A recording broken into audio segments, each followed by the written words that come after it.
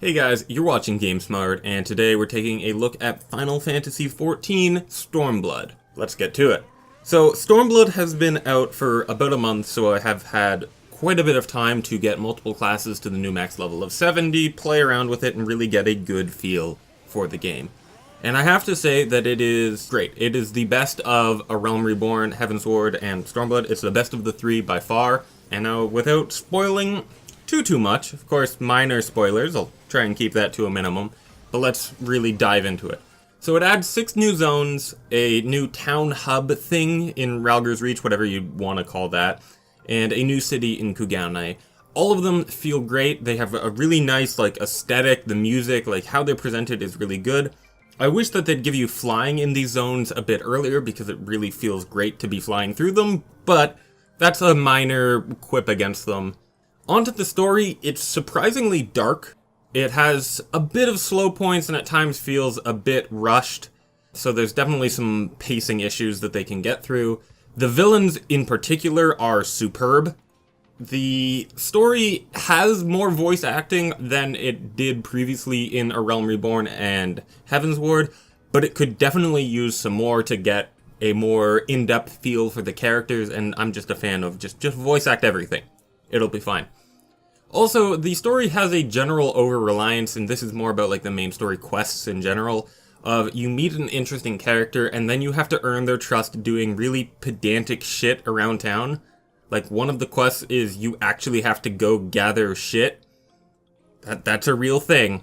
So really, they could mix it up a bit there, but right, you're only gonna probably play through the story once, so overall, I'd say that it's good. It's better than Heavensward in my opinion, but a lot of people are saying that it's pretty much at the same level, and we'll see how what they do with it coming forward in the new patches.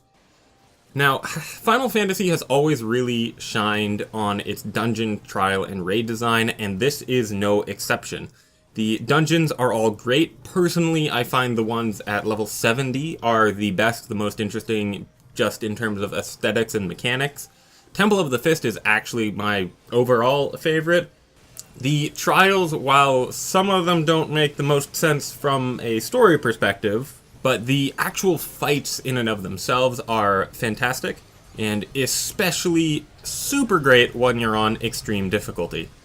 So I've been running Susanoo and Lakshmi Extreme quite a bit just to farm it, trying to get my wolf mount, which I haven't gotten because RNG hates me. But they're really good. They're super well put together, and I really like them. The raids, which they've put in with Omega, and Ivalice is coming soon, the new 24-man, but Omega is, without spoiling it, it is fantastic because it gives the developers so much room to play around with interesting mechanics, design, and really bringing in a lot of nods to previous Final Fantasy games. I think that, yeah, the dungeon, trial, and raid design is all super on point, and it's really where the series has shone the brightest. So now, onto the not quite as good parts. The leveling process. The leveling process of getting a class from 60 to 70 is pretty easy. You just kind of do the main story quests and maybe do a dungeon here or there, but it's fairly straightforward. Getting a second class from 60 or lower to 70 is a lot of grinding, with you either needing to run Palace of the Dead, dungeons, or Fates until you get there. So if you're new to Final Fantasy, it's going to take you quite a while to level up a class from level 1 to level 70, and there's a ton of content for you to get through before you can even get to Stormblood. At the end of A Realm Reborn, you have about 100 quests. I think it's actually 100 quests to go through before you can even get to Heavensward. And these quests aren't that well designed. There are a lot of fetch quests, there are a lot of run here and talk to this person. And personally, I don't find that all that interesting. Luckily, Square Enix will offer a way for you to skip the story as well as a leveling process, but each of these potions will cost you quite a bit of money. I think they're around $25 each. So you have to put in an extra $50 if you don't want to bother with leveling or skipping the story, which, personally, I'd say if you're going to buy one, buy the story skip potion, because you'll want to learn your class through the leveling process, and getting the first one up isn't all that painful. Getting subsequent ones up is a little worse. So overall, what does this actually mean? What does this mean for Final Fantasy and Stormblood in general? Well, as always, it shines in the endgame. The max level content is super high quality and interesting, and the only real issue is getting there. So if you're a returning player from Heavensward, then you shouldn't have that much trouble getting to level up and getting to the endgame.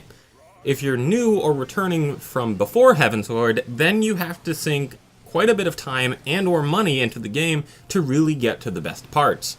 There is a free trial up to level 35, which is unlimited playtime, which I encourage anyone thinking of trying this game to use to see if it is something that you enjoy. If you enjoy the mechanics, find a class that you really like, and it's something that you want to sink your time and money into. Overall, I'd say that Final Fantasy Stormblood is a 9 out of 10. There's some things that I'd definitely like to see changed, balance, tweaks here and there, but overall, fantastic.